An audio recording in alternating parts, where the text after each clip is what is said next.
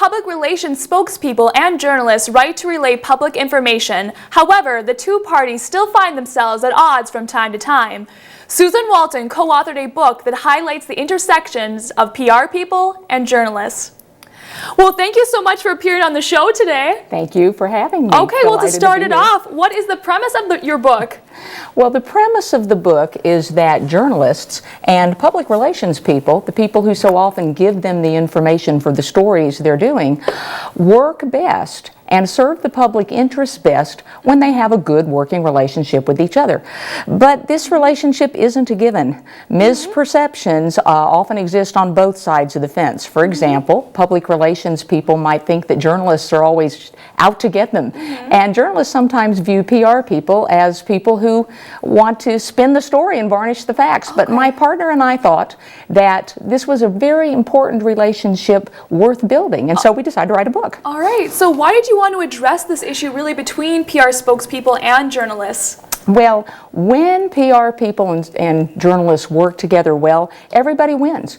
Valuable information is given to the public and the public interest is served better. And besides that, journalists and PR people really need each other to do their jobs.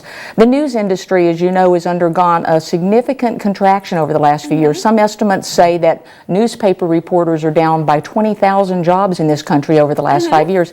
Journalists are doing more with fewer resources. They need reliable, capable, knowledgeable PR people to help them. And PR people need journalists. Journalists are the conduit to major media outlets. And when a journalist or an editor, we can self-publish, of course, we can do a blog or a tweet with our news, but when a journalist or an editor expresses an interest in your story and finds it newsworthy, that's a great compliment, and it adds a whole nother level of credibility to that story. All right, well, the title of your book is Making It Work, Improving the Relationship Between Public Relations Spokespeople and Journalists. You know, tell me, is it that strained of a relationship?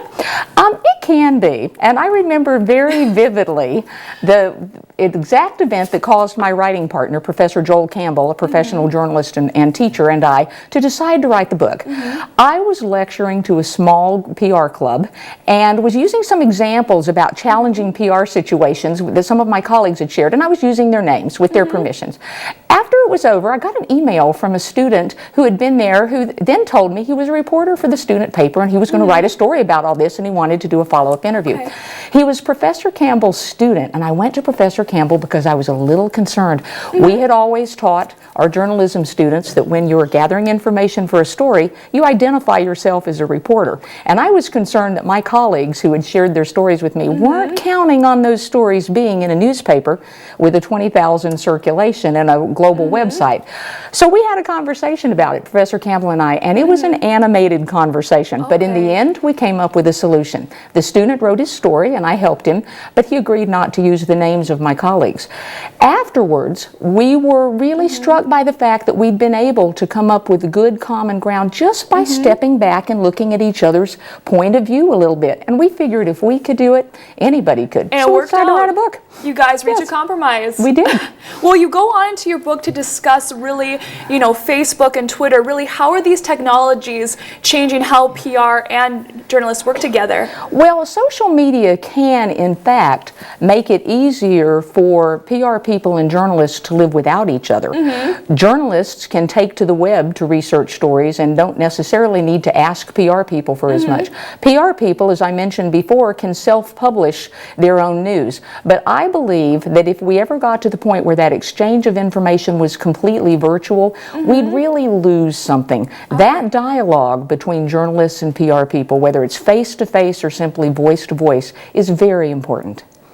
What was your favorite process of writing this book, from your experiences also as a PR person? I think one of my favorite parts was a little section we had at the end of each chapter called He Says, She Says. And that was where, after everything else we laid out, I got to share my opinion, and Professor Campbell got to share his opinion on a variety of subjects. And we'd write everything else, and then we'd send these to each other. And opening up the email was from him was really exciting, because then I could finally see what he really thought about it and what his viewpoint was like relative to mine, and that was really interesting. Well, that's perfect that you guys established to reach a compromise, and you published a very successful book. Well, thank you for being on the show again. Thank you so much. A pleasure to be here.